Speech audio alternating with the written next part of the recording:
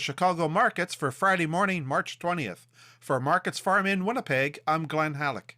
Proving you. The opinions expressed during this show do not represent those of this station. If you've missed any of this show, you can follow the podcast at energeticcity.ca. Now, an in-depth look at the news and information shaping our community. This is Moose Talks with your host, Doug Craig, on Moose FM. Good morning. Today, we have one guest. It's a special one guest edition of the show. Many of us are feeling a lot of anxiety right now, and we're going to find out a bit about what anxiety is and what we can do to deal with it during the coronavirus pandemic. So today, I'm joined by Sabrina Trobak, a registered clinical counselor with Trobak Holistic Counselling. How's it going today, Sabrina? Very good. Thanks for having me. You're very welcome. I hope I said your name right, by You the did, way. yeah. So why don't we start, just tell us a bit about what you do as a clinical counselor, first of all. So I have a private practice in Fort St. John. We have two other therapists that work with me as well. We spend most of our time working with individuals. We work with families, individuals, kind of all ages. We do a lot of work on helping resolve past trauma, but we also are general practitioners as well. I also do a fair amount of workshops and presentations in and around the community area as well on various topics, from anxiety to work stress to pretty much anything that has to do with mental health. Okay, so I mean, you encounter anxiety a lot with the people you probably talk to and who are kind of clients of yours, correct? Absolutely. You know, we know that anxiety and depression are significant mental health issues. You know, all of my clients have anxiety to some degree, for sure. I see. Okay, so why don't we'll open this Pandora's box. What is anxiety exactly? Tell us a bit about it. So anxiety is basically our body's response to danger. So when we sense danger, we go into what's called the fight, flight, freeze response. So we either fight and we want to fight our way out of a situation, we flight, meaning we want to run away and get away from the situation, or freeze is we're paralyzed, we can't really move, or we kind of just hide and become really quiet. So we don't really want to get rid of anxiety. Part of what anxiety does is keep us alive. Where it becomes an issue is when we're creating scenarios of danger in our head, but they're not actually happening. So, you know, if you come across a dangerous situation, you go into fight, flight, freeze, that's a good thing. It's going to keep you alive. But if you're constantly worrying and stressing and thinking about things that make your brain think you're in danger, you're going to be going into anxiety, for some people, hundreds to even thousands of times a day. Wow. So it can have a massive, massive impact on the body. What happens when we go into fight, flight, freeze is our body dumps adrenaline. Adrenaline is a hormone that gives us the energy to get ready to fight or to run away. The problem with this is the energy doesn't just magically appear. It has to come from somewhere. So what happens is it zaps all of our non-vital organs. So our things like our bladder, bowel, stomach, immune system, endocrine system, pancreas, all of our systems get zapped of energy so that we can get that energy to get ready to fight or to run away. If this happens once in a while, not a big problem. Our body can respond to it. But for people who have significant anxiety, and this is happening hundreds of times a day or more, it has a massive impact. We hear about people who are struggling with things like irritable bowel syndrome, gluten-free, you know, they get a cold and they can't get rid of it, asthma, allergy. All these things are constantly becoming more and more of an issue in our society, and anxiety plays a big role in that. If your stomach is being zapped 100 times a day for energy, we shouldn't really expect it to digest food properly. Wow. So it has a massive, massive impact. The other part is we get dumped with the adrenaline to get ready to fight or run away, but there really is no danger. So now this adrenaline is just kind of sitting in our body. So we see people that need to they're moving, they're fidgeting, they have to, go, go, go. They have to stay busy because they got to try to burn off this adrenaline that's being dumped into their body when it doesn't really need to be dumped into their body because there's not really danger. We're just creating it in our head. So that's that problem that's happening physically in our body, but there's also a significant impact in our brain. What happens when we go into the fight, flight, freeze response is a chemical called cortisol gets dumped into our brain. Cortisol is a toxin. It's a poison. What it does is shuts off the brain. There's a little tiny piece of the brain called the amygdala, which is where that fight, flight, freeze response is. When we go into that fight, flight, freeze response, that little piece of the brain is not going to overpower the rest of the brain. So what happens is cortisol gets dumped into the brain, shuts the brain off. So all that's really working now is that fight, flight, freeze response. Okay. So our ability to use logic and reason, to understand consequences, sequence events, connect to emotions, memory, all get lost significantly. Have you ever kind of gotten in an argument with someone, you kind of say something and then like an hour later you go, oh shoot, I shouldn't have said that? That's cortisol. Your brain can't think, it can't use logic and reason, it's just doing whatever it can to get out of the situation. So it has a massive impact on not only our body, but on our brain as well when we're in this kind of fight, flight, freeze response. I see. So essentially, if you think about it as your body's resources, your body reduces the resources to almost everything but, as you say, your ability to like get out of the situation. But it means your immune system is maybe compromised more than it was, right? And then in your brain, you stop thinking, you're only reacting. It's to get out of the situation. You don't need to think about it. It's just, okay. Yeah, your brain's just thinking, do I run, do I hide, do I fight? What do I need to do to get out of this situation? That's it. Can't use logic, can't use reason. Any of those kind of things are gone. Okay. Now, I mean, you've touched on it, and it's amazing how you've kind of said, I mean, people, when you have anxiety, it's harder to think or impossible to think and use reason and logic because, I mean, we're seeing anxiety in play all over the place right now. We're seeing it played out on Facebook with what people are sharing and whatnot. We're seeing it in the stores when they're out of food, they're out of toilet paper, when the government keeps trying to reassure everybody that there is no food shortage, there is no shortage of toilet paper, everything's going to be fine. Why do you think, and this might seem like an obvious question, why do you think there is so much anxiety right now? Where is this coming from that we don't normally see it at this level? Okay, so anxiety is very much connected to lack of confidence, self-doubt. If you don't believe in yourself that you can handle a situation, you're going to have more anxiety. You're going to be more worried that there's danger and you're not going to be able to handle it. So we hear people say, I have fear of heights. Well, if it was really about heights, then every single person on the face of the earth would have anxiety of heights. Not everyone does. If I don't believe I can handle heights, I'm going to have anxiety. If I believe I can handle heights, I'm not going to have anxiety. So our confidence gets impacted when it's around scenarios that are unfamiliar to us, things that we haven't really practiced a lot.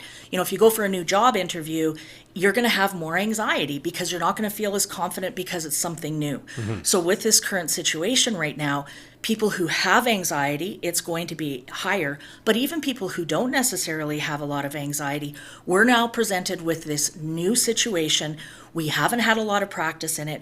We don't really know what's going to happen. So everyone's confidence in how to handle this goes way down. So anxiety goes way up. I see. Okay. Does that mean that people who already have anxiety might be better equipped to deal with this because they have more, but they're like, oh, I know this, in a way that maybe people who don't normally have it are like, what the hell is this? That's a really good point. It's actually one of the things we are seeing. We are still working with our clients through video conference so we can respect the social distancing that is being required. And we have had clients that kind of said, welcome to my life. This is what I deal with all the time. People washing their hands, they're like, I do that all the time. So for some people, this heightened is a bit more of a normal, but it often does create more anxiety as well because it's another situation where we don't know how to handle this. We don't know what the outcome's going to be. The other thing that affects our confidence is predictability. Right? If we know what our day look like, what our week is going to look like, we feel pretty confident in handling it. We've kind of been thrown a curveball here where we don't know what it's going to look like from hour to hour in some cases, and definitely from week to week. So that unpredictability also increases lack of confidence, which is then going to increase anxiety. Okay.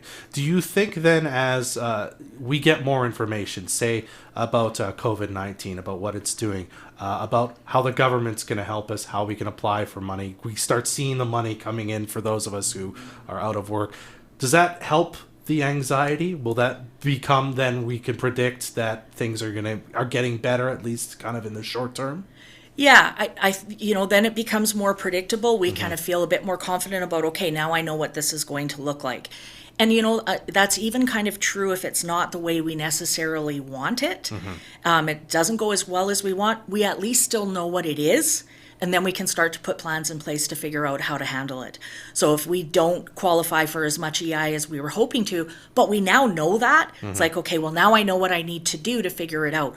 Whereas right now, we're all just left in limbo where nobody really knows. And it's one of the hardest places to be in because it's so unpredictable. Okay.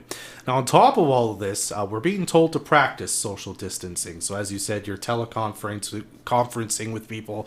Next week, everyone at the Moose in Energetic City is going to be working from home. How is this contributing to anxiety now that we sometimes maybe the people you might count on to kind of lessen your anxiety, you have to see less of because of this situation? Right. So one of the things that is also going to increase the anxiety in this situation is we're losing a lot of our coping strategies that we use by having to self-isolate or even just the social distancing.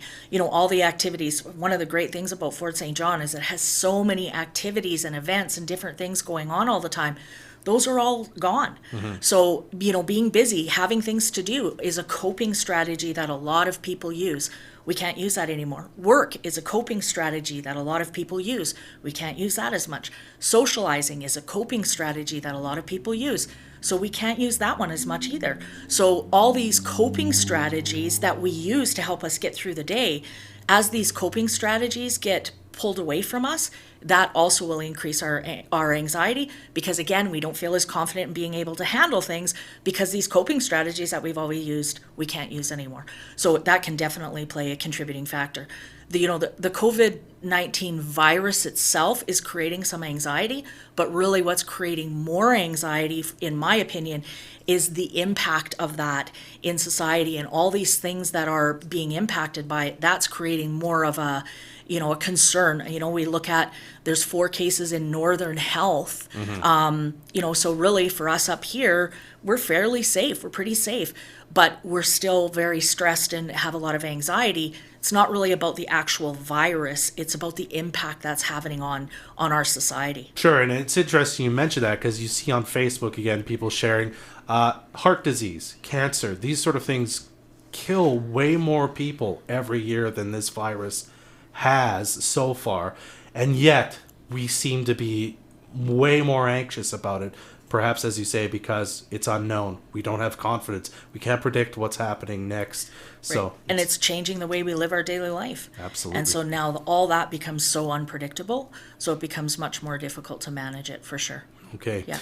Well, we're going to take a quick break, but when we come back, if that was the bad news, if you want to look at it that way, we're going to come back. We're going to talk about how you can deal with your anxiety given these sort of having the lack of coping mechanisms available to us now. So that's what we're going to talk about right after this on Moose Talks. Tonight is truly a magical night. Tonight is any night. It only happens 365 nights a year. Celebrate any night with the Any Night combo from Panago. Any large recipe pizza plus 10 fire-grilled wings, all for just $27. Remember, after tonight is gone, it's gone. Until tomorrow. So visit Panago.com and make tonight a very special Any Night. Need a night out with your partner? You can do that with Moose FM's Date Night. Tell us why you deserve a night out with your partner at moosefm.ca for your chance to win an amazing date night package valued at $400 with dining, jewelry, entertainment, and much more. Ooh la la! Moose FM's Date Night is sponsored by Mr. Mike's Amazing Escapes, Veronica's Closet, and Carter's Jewelers. Here's a quiz for you. What local company has been leading the way in communications in Fort St. John since 1978? Who prides themselves on customer service and offer the latest tech and the people to back it up? You know it, Petron Communications is celebrating 40 years in the piece and proud of it. Need to stay connected on the job? Petron offers sales, rentals, and complete installation of vehicle communications including radios, boosters, UHF, VHF, sat phones, plus GPS locators and dash cams which can lower fleet insurance rates. Petron Communications, just off the highway beside the new Tim Hortons. Your family, they're your whole world. You do whatever it takes to keep them safe, warm, happy, and healthy. At Marsh & Sons, they feel the same. After all, they've built their entire business on family. For 50 years, they're famous for installing furnaces, air conditioners, and all gas appliances. Marsh & Sons can fix anything like hot water tanks, unclogging pipes, and repairing furnaces in the Peace region for families just like yours. If it's a plumbing, heating, gas fitting, or mechanical issue, let the Marsh family help your family. Marsh & Sons, furnace repairs and more in Fort St. John. See marshandsons.ca. Watch this show live on Facebook or download the podcast at energeticcity.ca. Welcome back to Moose Talks. I'm Dub Craig. We're still here talking with Sabrina Trobak, the registered clinical counselor with Trobak Holistic Counselling. Before the break, we were talking about what anxiety is, why people are feeling so much of it, and a lot of it has to do with, as you said, the kind of impact that COVID-19 is having on our society in general at the moment, but also because we're losing a lot of the coping mechanisms we can usually count on, like hanging out with friends, for example. So what can we do to deal with it, given that we're now in our homes, we're not away from work, we're kind of in situations that we're not normally in, as well as feeling this feeling we're not normally feeling? Right. So there are definitely some strategies that we can use to help manage anxiety in this COVID-19 situation, but also in general, right? And so one of the basic things that we always talk about is, there's the 4 basics. You need to make sure you're getting out, you're moving, you're getting some exercise, creates endorphins, makes us feel a little bit better, keeps us healthy so we can fight off any kind of immune system issues or anything along those lines. The other one is water. Our brain is 80% water. And so we need to make sure that we're keeping hydrated, our body is healthy so that we can better handle anxiety and stress. If our brain is depleted from any of the basics, we're going to struggle a bit more with anxiety. So exercise, water, healthy nutrition, eating healthy, and sleep are the main ones that we want to do. Just across the board, you want to make sure you're doing those things as much as you possibly can. The other one that's really, really important is this should be scary for a lot of people. It is making a lot of changes. And we live in a society that is very, very good at pushing down our emotions and pretending everything is okay. This is what causes a lot more anxiety. Because if you're holding all this emotion in and another situation comes up, your confidence in being able to handle it becomes less because you've already got so much emotion inside. So it's important to just let your emotions out. If you're feeling anxious, if you're feeling scared, if you're feeling sad, whatever the emotion is, you need to let it out. Now, we need to make sure it's appropriate. We're not doing it in front of our kids. We're not, we have to kind of manage that piece of it, but we need to feel our emotions. That is one of the biggest issues that we run in with our clients, is so many people are just taught to push everything down, not feel our emotions. So we need to take time to make sure we're doing that. The other thing we need to do is we need to really work on challenging and controlling our thoughts. So what happens is we have a thought, which then creates a physiological response in our body where we feel an emotion. So we don't really need to worry about controlling our emotions. We need to work on controlling our thoughts and managing our thoughts. If we, I say I'm driving up South Taylor Hill and my vehicle breaks down and I think, oh my goodness, I'm getting in an accident. Why does this always happen to me? And everyone's going to be mad at me. I'm going to feel anxious, overwhelmed, stressed, all those kind of emotions. But if I'm driving up South Taylor Hill and my vehicle breaks down and I think, okay, I'm going to pull over as far as I can. I'm going to put on my signal lights. I'm going to call my BCAA and get them to come and tow my vehicle. I'll call someone and let them know what's happened. I'm going to feel confident, comfortable, maybe a bit of anxiety, but way less. So in both those scenarios the same. My car broke down on South Taylor Hill. That's not what creates the anxiety. It's what we do with it in our head. So the more we learn to manage and challenge and control our thoughts, the more we can bring our anxiety down. So for a lot of people who have a lot of anxiety, they what if themselves. What if this happens? What if this happens? What if this happens? What if this happens? And then they just leave it there. What we need to do is challenge those thoughts and create a plan. So if you're thinking, what if this happens, then you need to figure out a plan. So for example, with the COVID-19, what if I run out of food? Okay, don't just get stuck in that thought. create a plan. Writing it down helps as well. Our brain likes visuals. So if I write down, what if I run out of food, and then I brainstorm ideas? I will, call my neighbors and let them know that I'm out of food. I can scrounge in the bottom of my cupboard and find a cup or two of flour, and I can make some biscuits. You make a plan for it. If I have a plan for how I'm going to handle a situation, my confidence goes up, my anxiety goes down. So making a plan can be very, very, very effective. You're controlling your thoughts. You're making a plan on how to solve the problem. Your confidence is going to go up. Your anxiety goes down. The other one that works really, really well is breathing. There's research that shows that breathing, deep breathing, for 3 to 5 minutes actually stops cortisol from being dumped into your brain. So remember, cortisol is that toxin that shuts your brain off. Breathing can reverse that. So what we often say is, let's combine the two, where we're controlling our thoughts and we're breathing.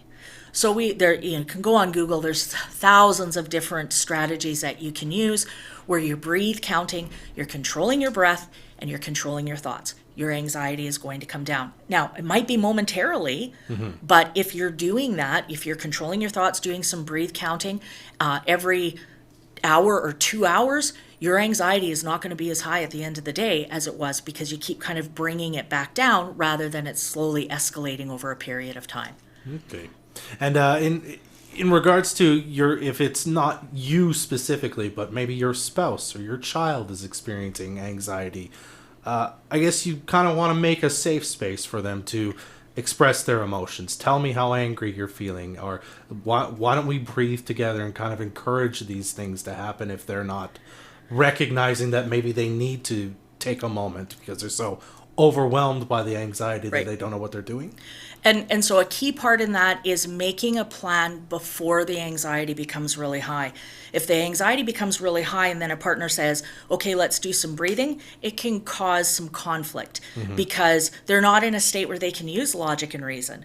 But if, say for example, a couple is listening to this and they hear this information, then they sit down and say, okay, let's make a plan. What do you want me to do when I see your anxiety going up? What does the other person want you to do? So now we've got a plan in place, so if that anxiety starts to go up, that other person kind of is aware of what's going on.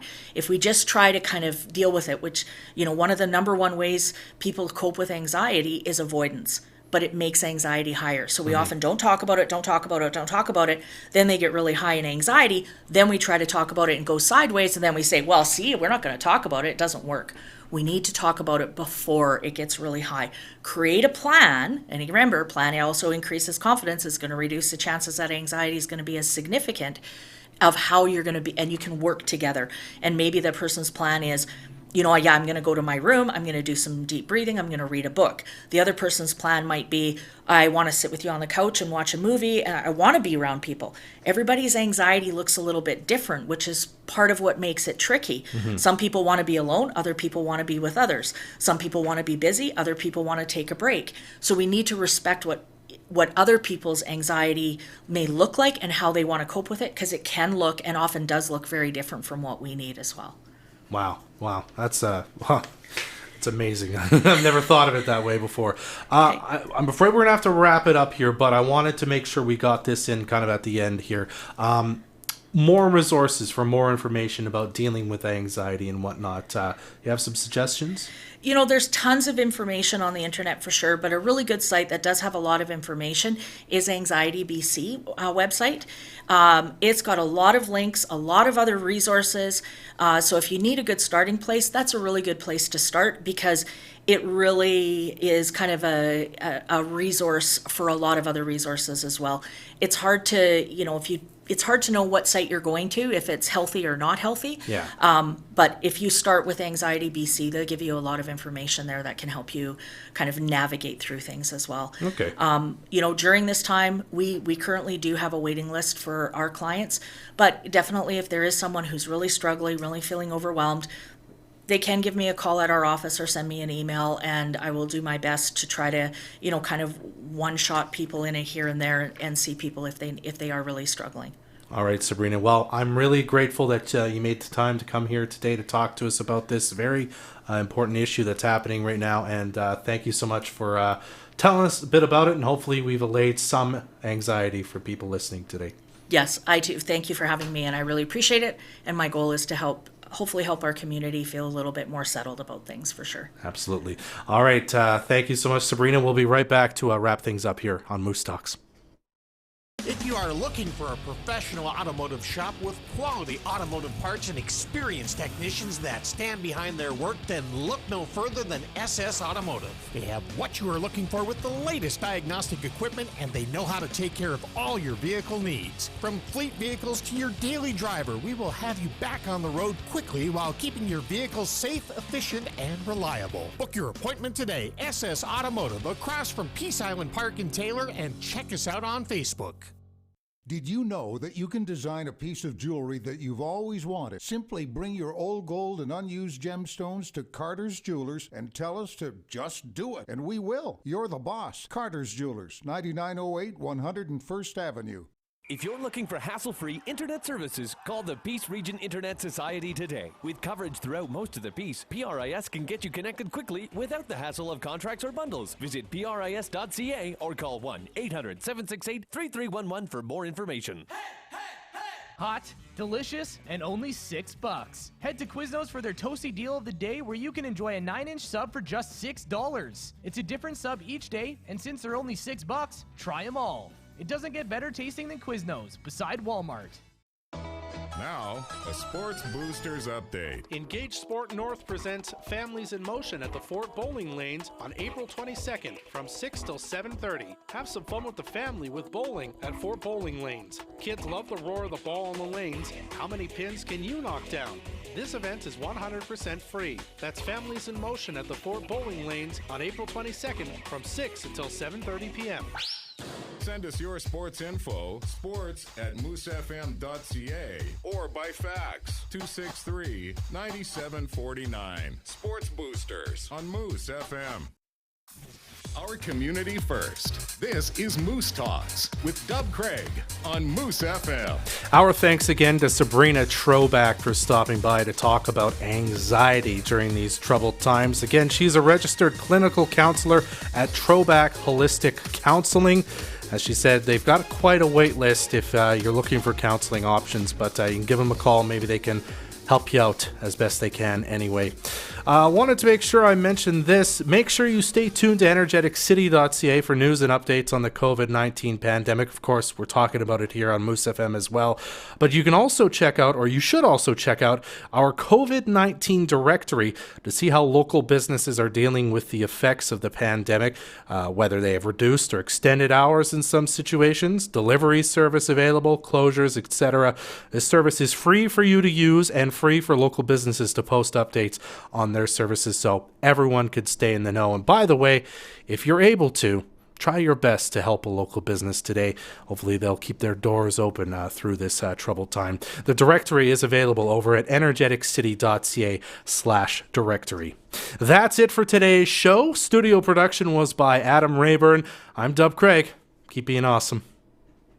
Join us next Friday at 10 a.m. for another episode of Moose Talks, a weekly talk show about Fort St. John and the North Peace. This is Moose Country.